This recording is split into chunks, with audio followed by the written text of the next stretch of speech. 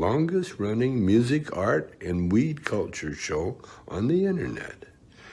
Longer views, less views than a cat video on YouTube, but just as important. Peace, love, and rock and roll. Less views than a cat video. Hey, you can't compete with animals, man. Don't even try. They're just too cute. We're not. But I'm going to check out the Bumpskey show. And I'm going to check out Jerry Bumpskey. Thank you, Tommy. Oh, I'm a little loud there. Got a guest today. Say hi, Bumpskey. Hi, surprise. Surprise, surprise. Surprise from Bumpskey. Surprise guest from Bumpskey. I'm actually on the show. She's on the show today. Not very often, so don't get used to it. Doesn't happen very often, does it? Who knows? You never know. Right. You never know. Might be starting a whole new era. Shit happens here all the time. Right. All the time it happens. It does. That's for sure. So today is the last day of our 25th year of broadcasting. Woo! If anybody cares. I do. Bumpskey cares. And why do you care, Bumpskey? I care because it's a worthy cause, number one, very challenging, but we are trying to spread peace, love, and music forever and ever for all those bands that are out there that are struggling and trying to make it and doing their own thing. We're trying to support all of them, every single one of them. So I'm very happy to be on the show. Special guest. You'll never see me again, that's for sure. Well, what's your memory of the start of Bumpskey? Very simply, my older brother Peter had passed away, and he had music. He loved music, all kinds of music, country, you name it, Elvis Presley, everything. And I didn't know what to do, had a bit of money for a kind of memorial to him. And my brother was a genius, and he always said to me, "Oh, you are so wise, you need to carry on." That was his expression, carry on. So I thought maybe we should really carry on his love of all kinds of music. So we started trying to think of what we wanted to do. And Jerry and I decided that we would adventure into a whole new realm of computers. People were starting to get into computers, but really didn't know what they could really do, because computers were used in businesses, and that was it. It was never used for entertainment. And our concept was, well, with all this technology, which is advancing so fast, all entertainment is going to go through the computers and the internet, because now you started to have the internet, AOL. Wow, is that old? And we thought, let's start having a broadcasting show. So we inspired to do that in memorial to my brother, and starting one of the first ever podcasts, broadcasting over the internet. And everybody said, "Oh no, this is never ever going to work." And we said, "No, you are so wrong. It's all going to come all through the internet." Now you got Netflix, you have millions and millions of podcasts. We were actually one of the first ever podcast show trying to strive to incorporate entertainment, the love of music, helping struggling all independent music to help them along. So here we are, 25 years later, pushing and pushing ahead. with our whole concept. And of course, now you have millions and millions of podcasts, a lot of shit stuff on. We are not shit stuff. We're trying to do something to archive all kinds of music in the turn of the century. All these millennials are just gamers, but we have a cause, a major cause to keep music thriving and going. And we have proved it so far, Jerry. 25 years later, we're still doing it ourselves. And Jerry and I are pushing forward. We'll start our 26th year tomorrow. But it all started with a memorial to my brother, Carry On. And here we are, the first and longest ever. I had Jerry, actually, a cool story. I had Jerry every day for almost 12 hours, focusing on getting music and people calling in. We had a studio actually right in the living room, actually the kitchen area. I ran the, what is it, T1 line, Jerry, or T3? T1 line. T1 line through this place in order to do it and broadcast. It was like $3,000 a month. I had Jerry on 12 hours a day having music. And of course, we continued to venture forward. And here we are, Jerry, 25 years later. Try moving this way a little bit. Pretty amazing, I think. Totally amazing. So that's where we are today. Move this way. Pick up your chair and move that way. There you go. Over. Right. Close to my sweetheart. You gotta, of course, move the microphone. Of course, first time on the air. Here we go. You, of course, have to move the microphone. Not that far over, but... Oh, as soon as you do that, we get... Okay, yeah, that'll be fine. That's better? That's better. Okay. That's better. Can that go down a little? I have to get taller. It can taller. go up. It can go down. It can go wherever you want it to go, baby. That's good. You have to remember Bumpskey is a... Why are you backing up? Oh, I'm moving. I don't want you to back up. The microphone... See how close my mouth is to the microphone? Yeah. Okay. Hi. So you should be doing what I'm doing. Okay. I'm doing what you're doing. There you go. Okay. That's good. There you go. Can I look at you? No. Sure. Okay. I'm doing about 8,000 other things, I but know. you can look at me if you want. I mean, this is how I do the show. I do a ton of things while I'm playing music. Jerry is the one-man band, a totally one-man band. Now, the story I remember, the way I remember it, is that most of what Rita said was correct. But I do remember a couple of different things. I do remember that when we first started, I approached many people for financing. Oh, yes. True. Including the mafia.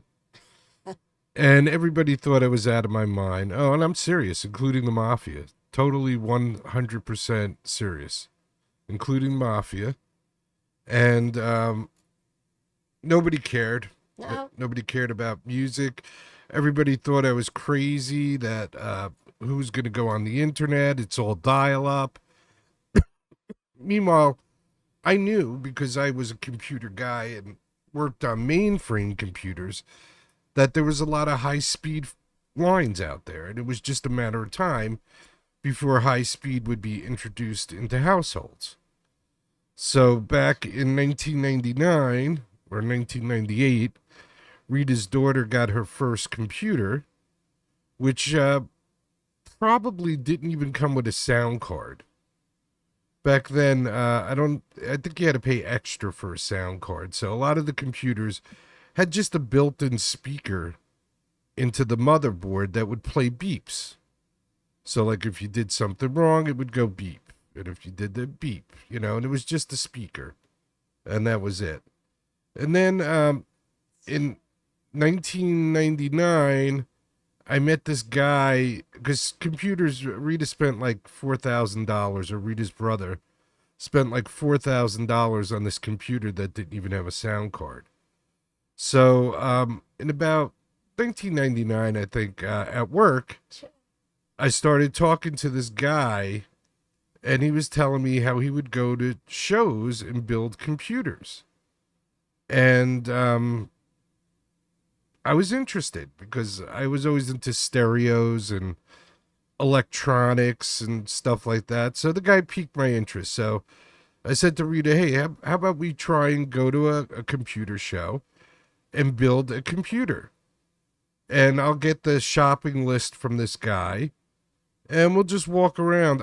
Did he go to us to the first computer show? Did he go with us? No, actually, I had a list, and we had a list of RAM and different things we needed to get, and he told us what to get, and we just got it, and that was it. Yeah, I think we just went shopping and Yeah. got everything we needed.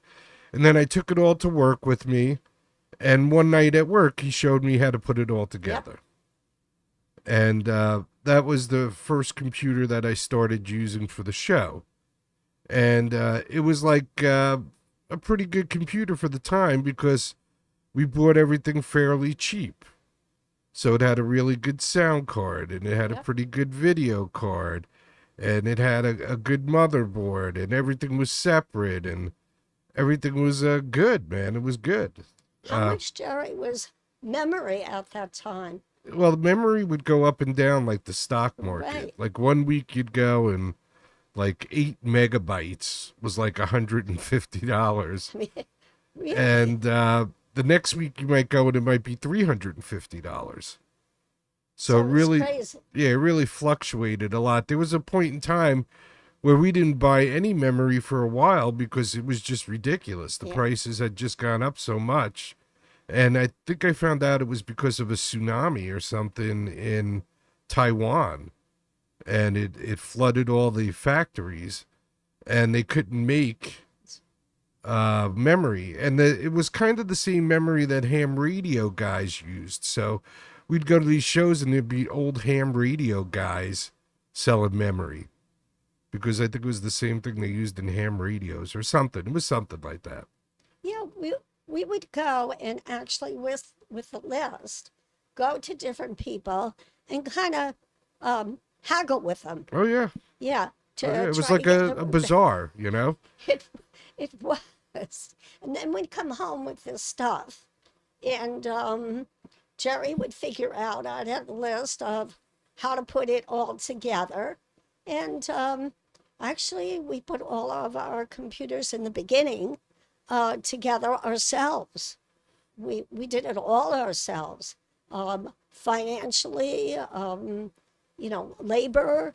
Yeah, so once Yeah. we built the computer, around that point in time, Rita's brother passed away Right. from a heart attack. And we were going through his house and we found all these records, and Rita was telling me like how he was into music and stuff. So together we kind of decided, well, I said to her, well, what if we played like music? Because I was friends with a couple of guys in cover bands in New Jersey. And they would all tell me, oh, every time we go home, our wives and our girlfriends are pissed because we smell like alcohol and we had a good time and they had to stay home with the kids and we don't make any money. And so I said to one of the guys, well, what do you really need? And he goes to me, I need to be played on a college radio station. And I go, dude, once you get out of the college parking lot, I can't hear you anymore. You need to be on a radio station. That's what you need to be on. And he goes, yeah, well, how's that going to happen? Either you got to pay for that to happen or you got to be with a record company to make that happen. So I said, well, what if I could play you around the world? Well, first I said, what if I could play you and people could hear you on their computers? And he said, oh, well, I just want to get played on the college station. And I said, well, dude, people around the world will be able to hear you, not just people at the college. And he was like, well, that would be cool. So I approached Bumpskey and I said, listen, I know you were looking for something to do to memorialize your brother. How about we start this radio show and help bands, since he had all those records under his bed and he was into music. So He Rita, loved music. yeah, so Rita was like, Jerry, you don't have any idea of what you're doing. You don't know anything about, audio. You do know about computers, but we don't know any bands. It's crazy. So, we spoke about it for a while. Then finally, Rita was like, okay, let's do it. So then we looked into more of the stuff we needed to do it. The company back then, the only way you could really broadcast on the internet was using a conference company. So at the beginning of the internet, there was these companies that would set up conferences for businesses. And it was all audio back then. Nothing was video. So it'd be like the conference room in Tokyo could talk to the conference room in New York. And they would do it through high speed phone lines, pretty much. So, and that was kind of the beginning of voice over IP, which was sending audio through data lines. And that's how phone calls became cheap and all that stuff once they had figured out how voice over IP worked. So we found this company in Colorado that was doing that, and we started paying them $3,500 a month. Then it was like $200 a month for the phone line. So that's where the whole 12-hour a day doing it thing came from, because we were spending all this money. We were like, we really need to try and maximize, because we did want to kind of make a business out of it, I guess, but not so much make a business out of it, but have it fund itself, at least. So we could actually just spend our time doing that, because I gave up my career in computers. If I would have stayed with computers, I probably would have had some boring job with an office and a suit and a tie, and I probably would have made a lot of money because I was excelling in the computer field. And by the age of like 32, I was running computer rooms. So it's not a far stretch to say that I wouldn't be maybe running an IT department today if I had stayed in that. But I gave up my career to come and do this. And that was a big mistake, because now I'm broke. I owe $30,000. The IRS is going to come after me in December. So who knows how much longer I'll be doing the show. But Jerry, it might be from jail pretty soon. But Jerry, it was really the love of what we were trying to do. Well, I was trying to help. I was trying to help artists. Absolutely. So, and I thought that it was a good idea for a business, and lo and behold, it was, because Joe Rogan makes like $400 million fucking dollars a year. So it absolutely was a good business idea. Absolutely. I just don't make $400 million a year like Joe Rogan. Yeah. And Joe Rogan does, because he has a lot of cool friends. I decided to support people that nobody cared about. Nobody wanted to know about them. They weren't cool. The misfits, yes. I decided to support. Instead of having John Travolta on my show. Oh, Johnny. So, that's probably where I blew it. I should have kissed ass and, became friends with Roger Daltrey or Bruce Springsteen, or like my good buddy Quevac, who every time Bruce used to go take a shit, Quevac would be there with toilet paper for the guy. Oh, Bruce is going to be in Asbury today. I'm going down to Asbury. Like Bruce was going to stop and talk to him. I talked to Bruce Springsteen more times than he did. But in fact, Bruce kissed my girlfriend. So there, I got you beat. But the most important part is that, with all of that, we're very honest and truthful. We're not going to try to scam people into How close is your mouth to the microphone? Not as close as it should be. There Gotta you go. remember. Maybe you might want to lift that up just a little bit. Just hold the bottom of hold that part of the stand with your hand like this. Okay. And then the base of it. Okay. Okay, and then just push this up a little. Okay. So it gets closer to your mouth. That's good. Excellent. There we go. Now I think I got it. Awesome. The mic is bigger than my head, folks. Anyhow, Well, it's there to talk into. That's why it's there. yes. I'm learning, folks. Anyway, that's we're not out to scam. We're out to, actually live and do it the right way. So Queequeg was pretty much a scammer. Well, he was trying Sort to of. put on a show that Yeah, people wanted to watch, right. That's which true. which is easier when you have famous people. Yes. When you don't have famous people, it's a little more difficult to put on a show that people want to watch. Well, in my eyes, we're famous. We've been doing this for 25 years, trying to help out. So, as Peter said, carry on, Carry on. carry on. All right, so since it is our 25th anniversary, I do want to say that our buddy Incubus Lovechild wanted to send me a video to celebrate our 25th anniversary, but his mom is ill, so I told him, don't you dare.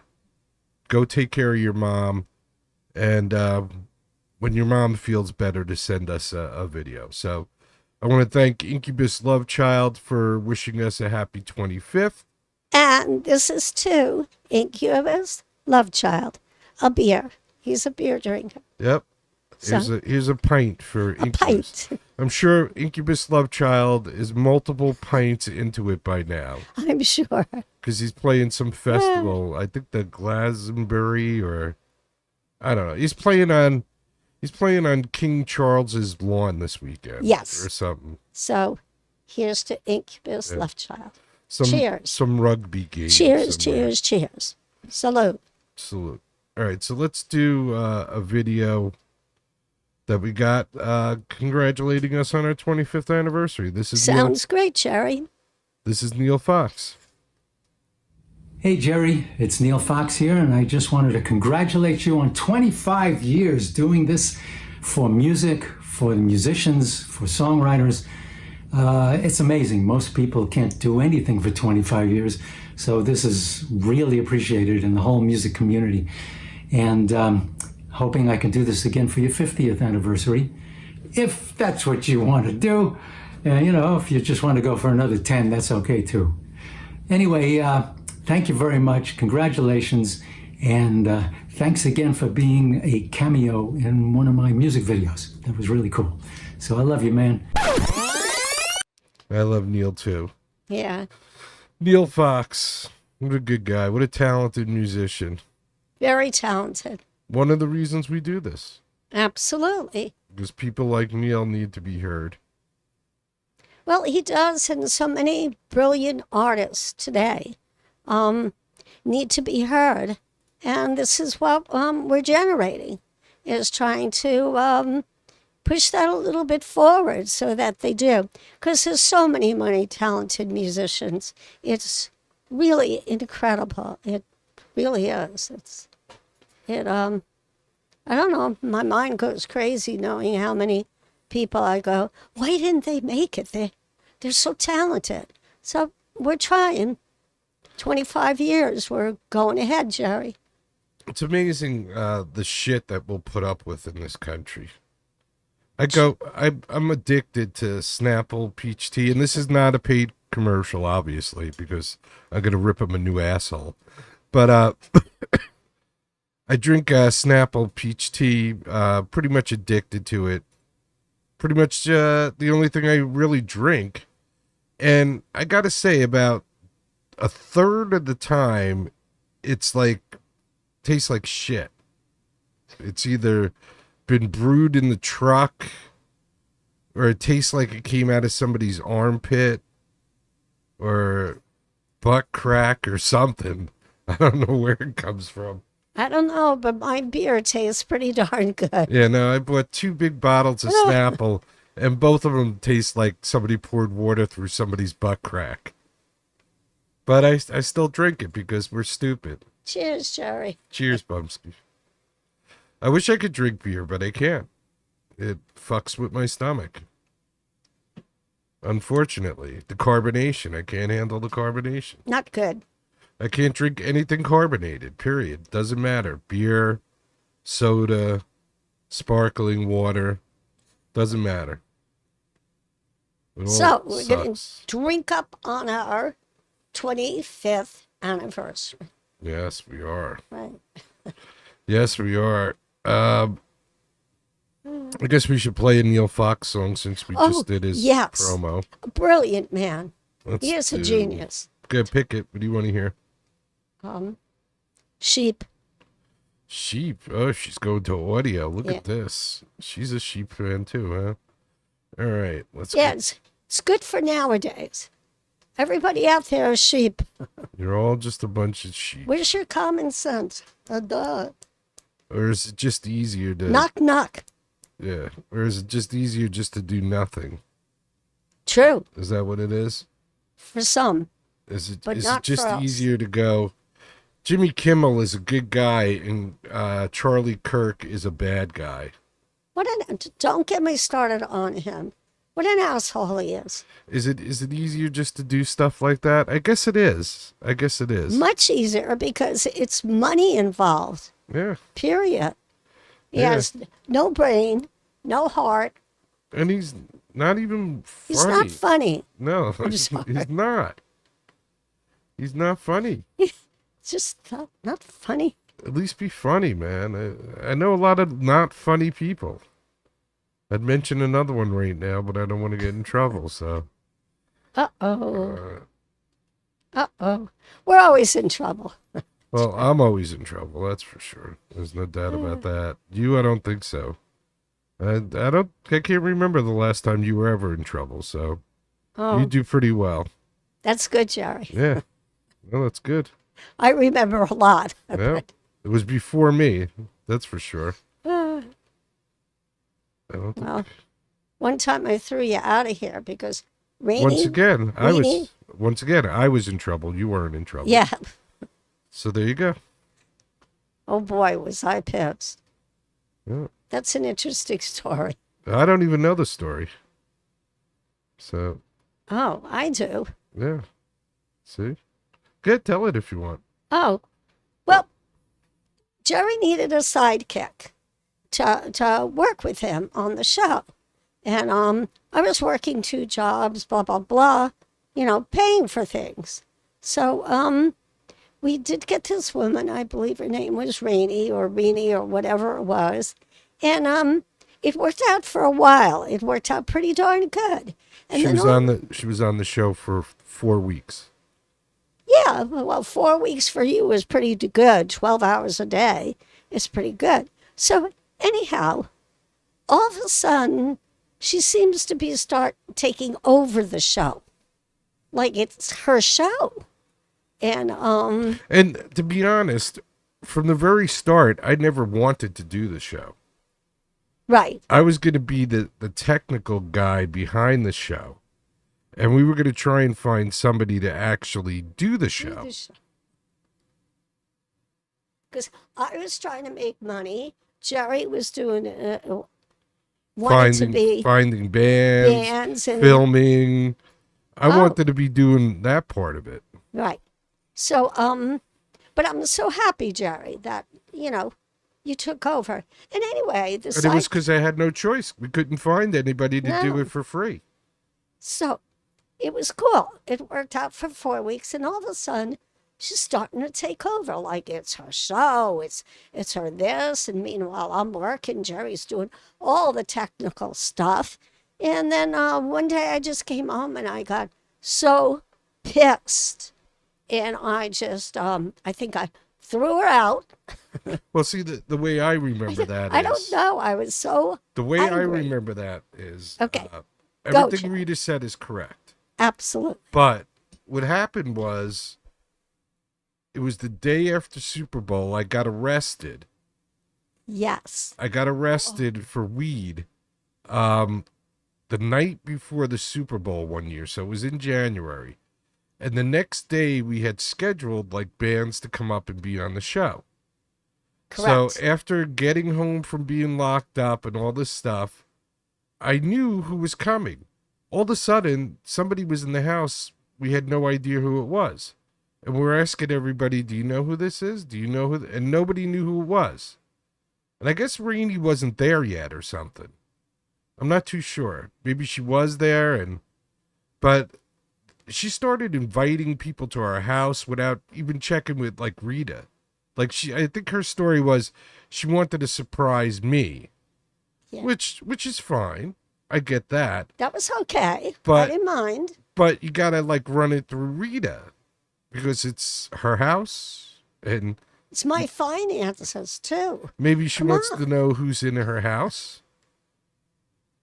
So that's the way I remembered it, That's true. and that was it. And then, like, the next time you saw her after that, you said, "Listen, it's not working out." No, and she was starting to push. Oh You yeah, know, no, I said everything you show. said was correct. So, anyhow, But the thing that pushed it over the edge was Was that she that. was, like, inviting people to the house. That's Like, not right. only was it her show, but now it was her house too. absolutely. So, that was challenging. We've had a lot of challenging years, Well, we had Scotzo for many, many years, and then he left many years. for 8 years. He was like our, Well, I shouldn't say many, many years because he was on the show from, I'm trying to think, probably 2001 yep, through 2002. Then from 2002 or 2003 to 2011, he wasn't on the show. And then from 2011 or 12 until about 2015. So out of 25 years, maybe he was on the show like 6 or 7 years, absolutely. right? If my memory is correct, which it never is. I'm No. 90% of the times wrong on everything. Jerry's very, very close there. Bravo. You did a Thank good job. Yeah, so Scotto, and then we had Dan the Comedy Man. Oh, yes. Dan the Comedy Man was on the show almost as long as Scotto. Right. He was on for a long time. He was on every Tuesday night. Dan would be on. But it just got to the point where I felt bad because we had hardly any listeners. Dan had more listeners in his comedy clubs, which was like 3, than I had on the show, which is probably still the same story. Dan was fine. I mean, but so the problem with Scotso was he was kind of a little bit of our mascot. He would go everywhere for about a year, a little over a year, almost a year and a half. We filmed bands, independent bands, at the Acme Underground. And we thought we were being cool and nice, and we would take him with us, feed him, supply Give him alcohol, Beers. give him weed. etc. And there was really no appreciation, you know. Well, I think he appreciated it, but but he felt like he deserved it, I think, yeah, maybe. like we owed it to him. Yeah, like we owed it to him or something. And So it wasn't cool. and there was never anything like, hey, I got a joint, let's smoke my joint. Yeah. There was never any of that, really. So No. it was all one-sided pretty much. So we've been through, like bands go through a drummer Absolutely, or yeah. a bass player or something. And I always enjoyed doing the show with somebody, but it always came down to I should get paid. I should get something.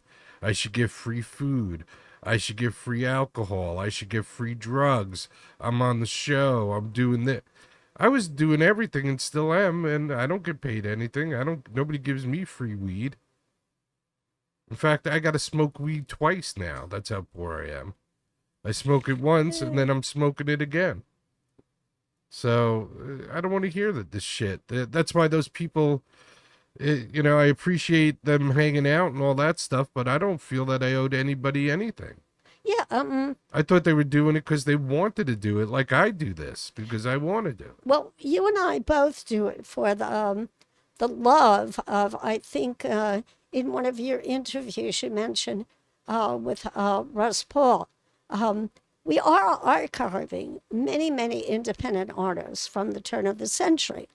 And a lot of them are very, very talented. And they really should be heard. So that's what we keep doing is pushing forward. And that's what we are. Carry on. We're trying. We're trying. So All right, that's cool. so now it's time for Neil Sheep. Fox Sheep. You ready? Awesome. Here we go. Neil Fox Sheep, therealneilfox.com.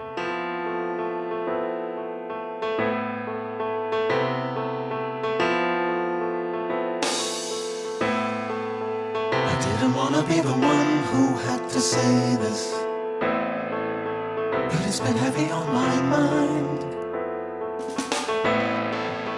And though you like to think you're one and you're the only, look around, 'cause you're one of a kind.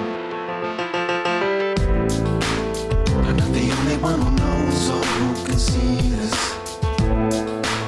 but you've been getting on my nerves.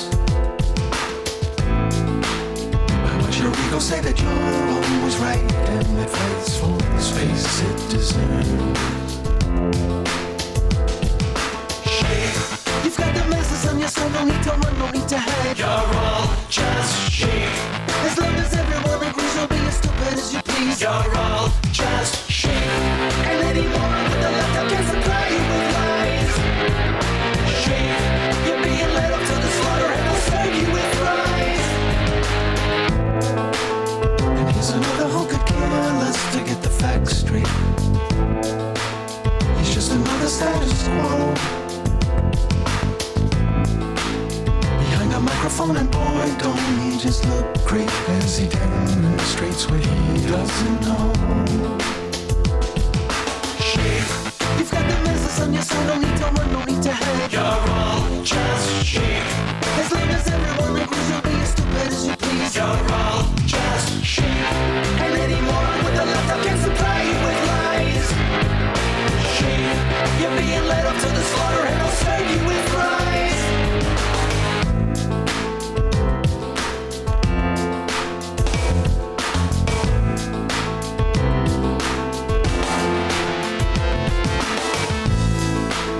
And though you claim to have the facts to back up your story,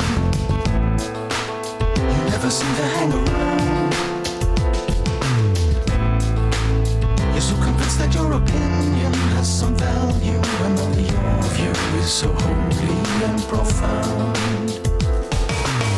You wouldn't think to check a fact, you'd never try to lead the way. As long as all your fears are intact, freedom is the only price we pay for sheep. You're all just sheep.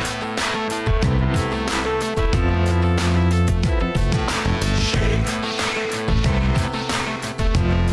You're all just sheep. Sheep. You're all just sheep.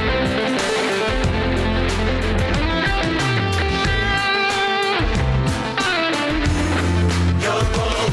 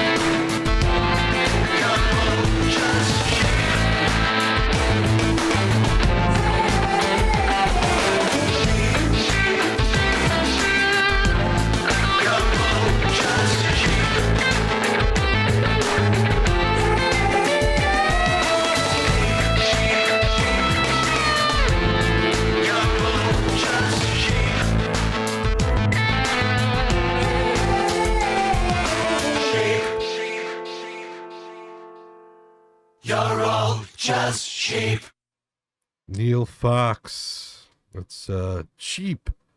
TheRealNeilFox.com. That's the website. We met Neil in Florida. Yeah, it was cool. Neil and Naomi. They came and visited us. When we were on our car tour of the United States, we did from New York City to Key West, and we've been we saw Bruce in Albany, so we've been to Albany, and we went to Colorado and Wyoming and just drove around for 2 weeks. Was it 2 weeks or 4 weeks? 2 weeks. 2 weeks. 2 weeks in Colorado and Wyoming. So we've traveled quite a bit around the United States. Yeah. Been to bars everywhere and seen bands. Asheville and... Asheville was cool. Yep. That was a cool place. I think we were a whole month.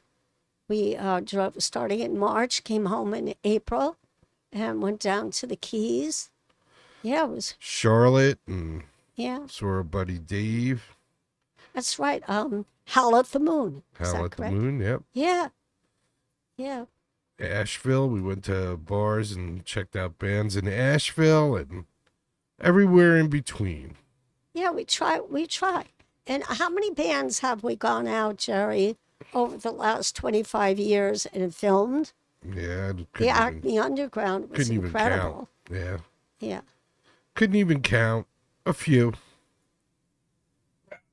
You should talk about the Acme Underground. That was a great experience. Well, according to our buddy Rick, I was never even there. Well, we were there. I know.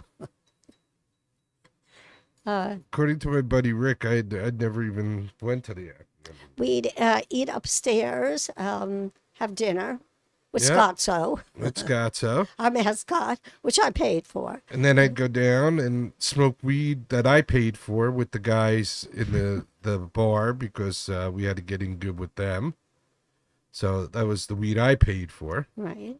And we would film, there would be about 5-6 bands that played that night. Yeah. Yeah, anywhere from 5 to 8, I would say, right? So Because it's, they usually got like 20 minutes. so what's funny about it is Jerry is obviously the computer man.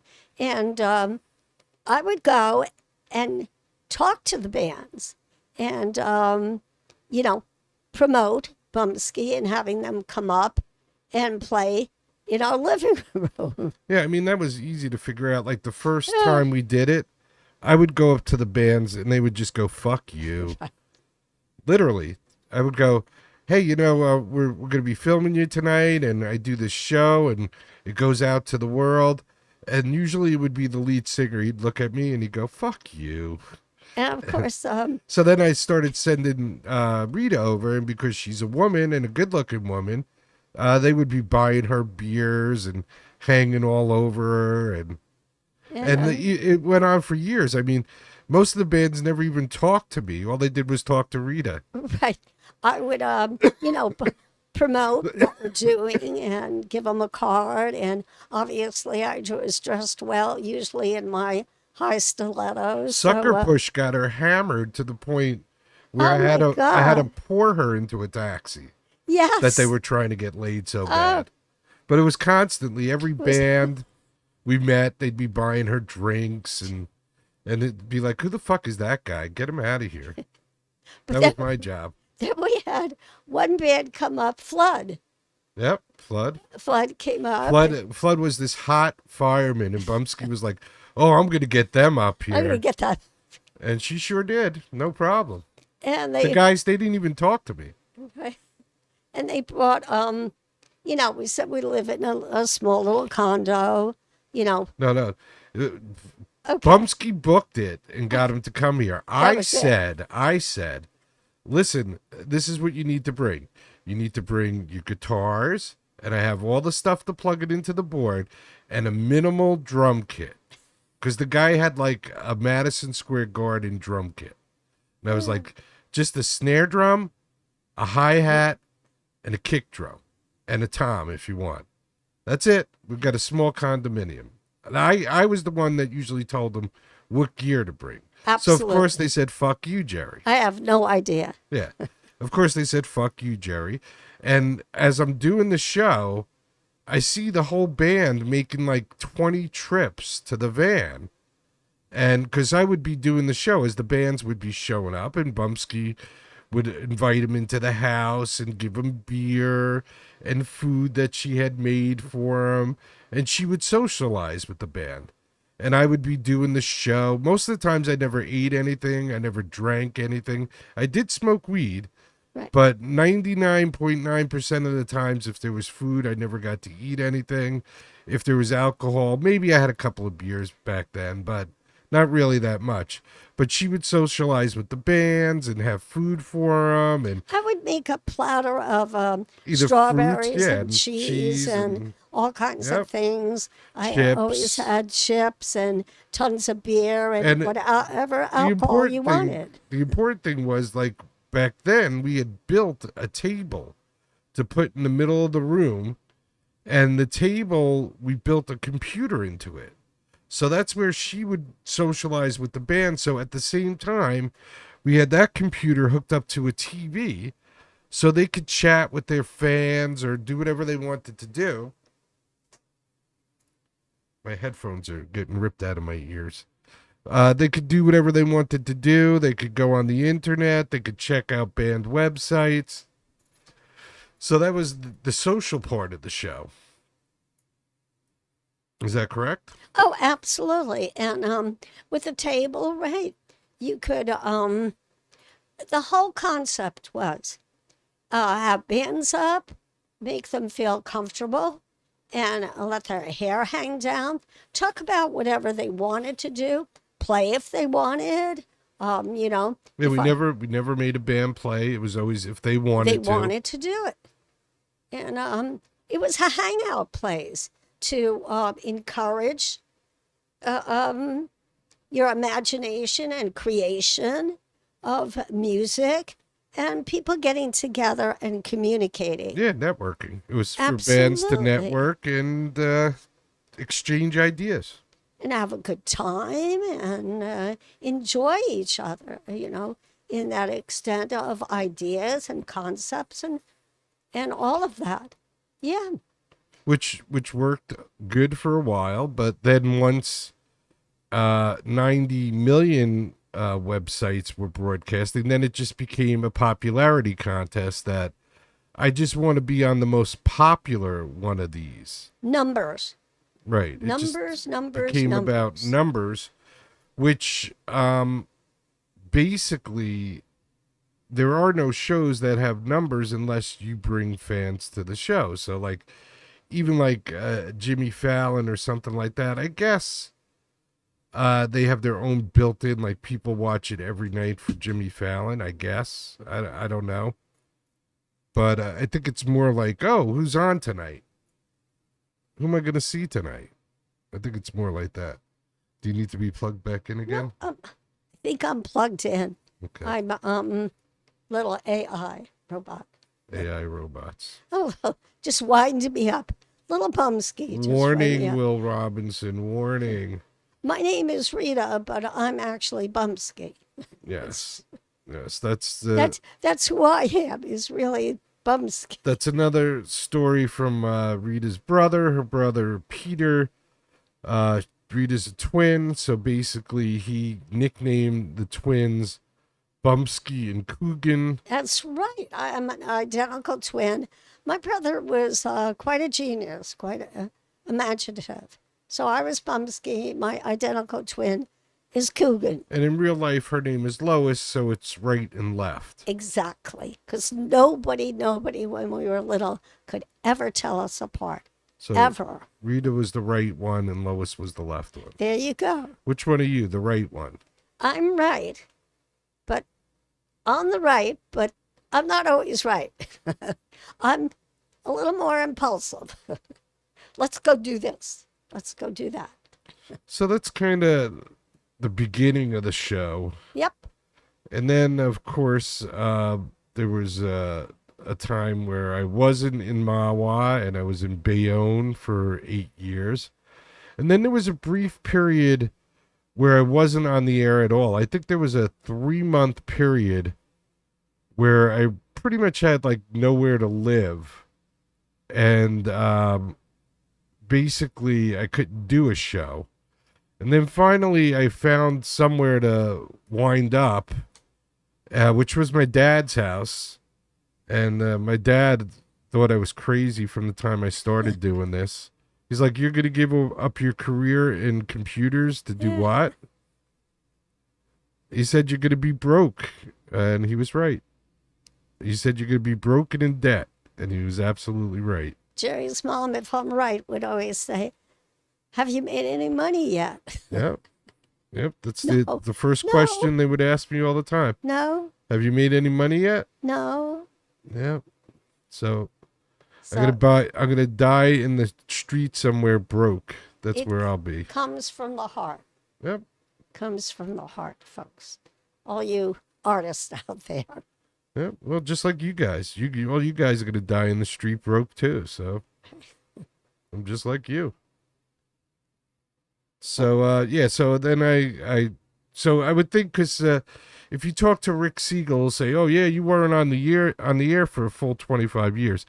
Well, technically I was, because every year I broadcasted. Absolutely. But there was about a 3-month period where I was kind of living out of my car and did not have a place to broadcast, nor a computer. So I did not broadcast. So out of the 25 years, but if you count how many shows I've done, it's ridiculous. Like this year, I think we hit 240 something, and last year was 320, and the year before that was 300 and something, and the year before that was 300 and something. So even if I missed a couple of months, I've done way more shows than any other broadcaster has done in 25 years. Not only that, Jerry, you're great at animation. He's has taught himself graphic arts and making clips of animated arts, which are quite funny, really, really good, and a lot funnier than Jimmy Kimmel. But they are awesome. The Touch Her Hair one, all of them. You got to check them out, people. They are pretty amazing. You know, South Park got started, but I don't know, Jerry's are really funny. So We have had a point where, like, the artist said to us, "Hey, let's put together a CD and raise money for Bumpskey." And I was like, "Wow, that's really nice of you guys. I could really use some money, so that's nice of you guys." So we put together this CD, and I think we made a little cover for it, and I took it down to Tower Records, and the guy was like, "It doesn't have a barcode on it. We don't put anything in the store without a barcode." So I said, "Listen, dude, take it and listen to it in your car on the way home tonight from work. And I'm going to come back tomorrow. right. And if you liked it, you take 5 of them. If you didn't like it, you could tell me to fuck off." So the next day I went down there with Bumpskey, and the guy was like, "I'll take 5 of them." So Tower Records took 5 of them. I Cool. think at one point they sent us a check. Somebody bought one of them. It was me. I bought one from Tower Records. But I think they sent us a check for like $3 or something, Yeah, which was cool. which I never cashed, and I don't know where it is anymore, but I had it for a while. So we were in Tower Records. We sold one of those CDs, and that was to me. The rest of them we gave away for free as promotion for the bands. So I probably made close to 50 or 100 of those, maybe. Absolutely. So there might be somebody out there that has one of those. Guess what? It's not worth shit. Nobody cares. What's interesting, talking about that, on our door to the studio, we would have bands, when they came up, would sign the door. So actually, when Jerry was in Bayonne, we have the parts of the door that all the bands signed when they came to Bayonne. We also have, because we used Bayonne as bands coming up, Lone Wolf James, tons of other. Blue Number 9 were in Bayonne. We have others that were in Mawa. And they all signed, guess what? You can think of, if you go to any kind of club, you have to go to the bathroom. So the bathroom door is signed with many, many bands. Now, I bet Jerry could name every single band on these doors. I cannot, to be honest. Well, some of But them got wiped off, thank God. But yeah. Only I'm one sure, or two. I'm sure from the bathroom. Omatics and Teddy Richards Oh, that's all and there. Dave Yeah. Haywood and Allie Handel and Every Blue single Number one 9 and is there. John Taglieri and Yep. John Taglieri's girlfriend from Michigan and Quick Kill Formula. Quick Kill Formula and Kathy Fleischman and I mean, Annie Minogue and it's, the works. it's quite amazing. It just shows you exactly how many bands we have had Carly up here Bernay. or helped. I did this thing in Bayonne where I had like 60 bands in a weekend. The cops came. It was official. Cops came on a Sunday afternoon at 3 o'clock and was like, your neighbors are complaining about the noise. It's like, dude, it's 3 o'clock in the afternoon. Oh, we're going to arrest you if... Okay, dude, whatever. Jerry, you were on for what, 36 hours or something? Couple of like that? times, yep. Yeah. I think 36 hours. Marathons. We did marathons. I think 36 hours twice, 1 hour and 1 hour. I We think had there so was a many total of bands 4. up here one time. The cat got so freaked out with the music. Yeah, that weekend we probably had about 25 bands. 25 the most I bands. think I ever did was Bayonne because it was nice and close to New York City. Yeah. So all the bands were like, oh, I could take a train there. Yeah, whatever. Yeah, that was cool. A lot of cool times. And every single band had a great time. That's most important. They all had an awesome time. Played their hearts out. It was great. It's Well, I will say almost every band had a great time. great. Okay. Dallas Fisher's boyfriend. Oh, Dallas. Cute little Dallas. Dallas had a great time, but her boyfriend was something else. He did not. The second time he was a little bit better, but the first time he's like, I'm in some guy's fucking living Right. room. Let's get the fuck out of here. The interesting thing about Dallas Fisher, tiny little thing, she sat down and her voice was booming. Yeah, It was shocking. She didn't even have to stand up to sing. No. But you're right. Her boyfriend was not He too didn't have a happy. good time. Who else didn't have a good time that I could remember? Part of 5 Year Jacket, the fathers weren't so happy. Yeah. I think it was Yeah. because I was smoking weed or something. I think I pissed him off with weed. I think that they too, I think, thought, wow, we're just in somebody's condominium. Yeah. What the hell is that? Then, of course, I pissed off Kirk McPhee's wife Yes. and Lone Wolf James's wife. Yes. Uh, Just being honest, who else did I piss off? truthful dialogue. Emiko. Emiko, I pissed her off. well, she kind of turned on us a little bit, Well, I mean, you know. I'm just saying I pissed them off. I didn't say that they were right to be No, pissed off at no. me or wrong You're to right. be pissed off at me, but they definitely were pissed off at me. We're very honest. In your face, honest. Well, Sometimes, most of the time. I try to be, but, you know, I also try and be nice too. Like, I've never really... One time, because this guy pissed me off, I never really said a band sucked. Right. Except for Above Shanghai or whatever the hell the name of Oh, the band right. was. Because the guy just wouldn't leave me alone. I was like, Jesus, leave me alone already. You suck, all right? You suck. Oh, he was the fellow who said, oh, I'm going to change everything. You're going to become famous Yeah. with it.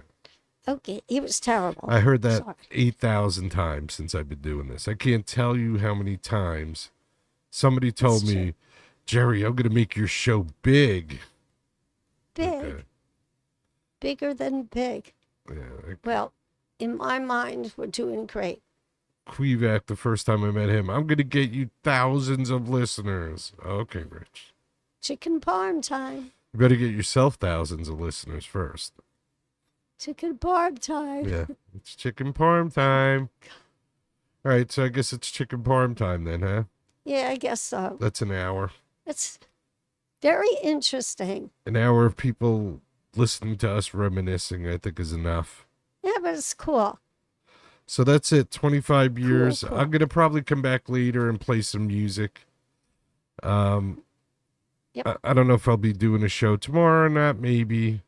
If I do, maybe I'll try and pick like the 25 best bands of the last 25 years. Tomorrow is actually our anniversary Yes, tomorrow's our wedding anniversary and the anniversary of Bumpskey of Bumpskey. when we did our first show. So that's Yep. why this is the last show of the 25th year. Woohoo! So I should be here tomorrow at some point. I don't know when, probably tomorrow night. And I think tonight I'll slip in a show too. And maybe at some point I'll put together the 25 top bands at Bumpskey if I feel like it. Sounds good to me, Jerry. Yay, Bumpskey. Yay! Sounds good to Bumpskey. Little Bumpskey. All right, I'm going to go drink some of my shitty Snapple, and Bumpskey's going to have the rest of her beer, I guess. Absolutely. Sounds good. Peace, everybody. Thank you for 25 years of watching the show. Peace. Don't forget, be good to each other, take care of each other, love each other, respect each other. If you can't do all of those things at once, start with respect. Respect. And then once you respect somebody, you might care about them. And once you care about them, you might possibly take care of them if they need help. And if you take care of them and you care about them and you respect them, you may learn to love them. Cool. And that could be in a physical way or just in a way that one person loves another person. Who knows? But I think it would make a better world if we could all just do that. Just do that. Don't do anything else. Don't even take a shower. Just do that. Because that's all that's important. We have to change the world. God can help. God can help. I believe in God. Absolutely. I believe in God because it's better than believing in we're just going to be worm food. Not a great life if you're going through and thinking the only thing I got at the end is I'm worm food. Why even bother trying? Well, God knows what's in your heart. So you got to keep going forward. Well, that's what I'm saying. That's it. You might as well believe Absolutely. in God. You don't want to be worm poop. Well, that's the only option you have. That you're just going to It's true. die. So what are you living for then? What are you living for? Just to get to the end? That's it. People live for accumulating as much stuff as they can get and as much money as they can get. You cannot take it with you. Period. No matter what, you can't take it with you. Some people have, but they just screwed over whoever was left here. They could have left it to them to use, but some people get buried with their jewelry and they bury me in my car and bury me with my money, and so Yeah, well, years ago, people would dig bodies up to get all the jewelry and to stuff. get the jewelry. If it even made it that far, I'm sure half of the guys that worked at funeral homes before they Yes. closed the coffin would yank off the rings and shit. So it's much better to love one another. That's it. And and use your money while you're here. Yeah. What are you saving it for? Help other people. There you go. And that's what we're doing. Peace, love, rock and roll, caring. Yep. And always remember and never forget. It's chicken party time. Get busy living or get busy dying. That's goddamn right.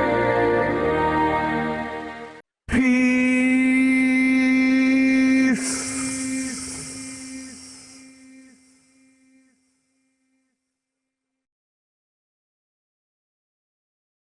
If you could stand for our national anthem, that would be fantastic.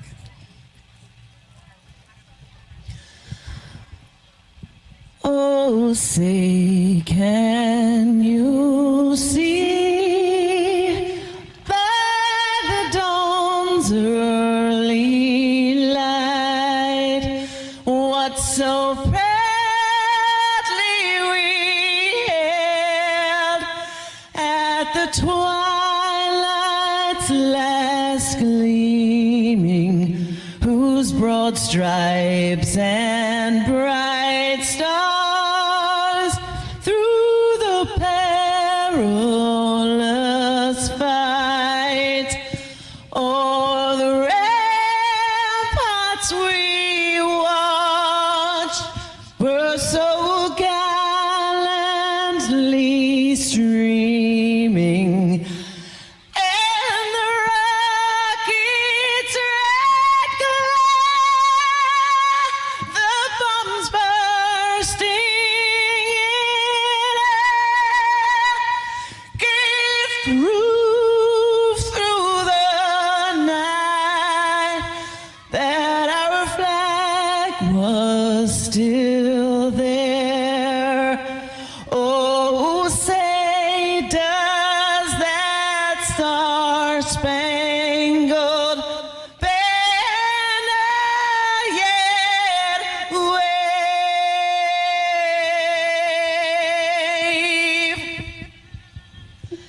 for the land of the free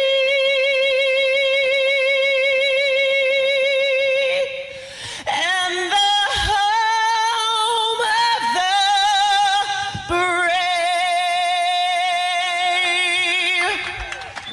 God bless the USA.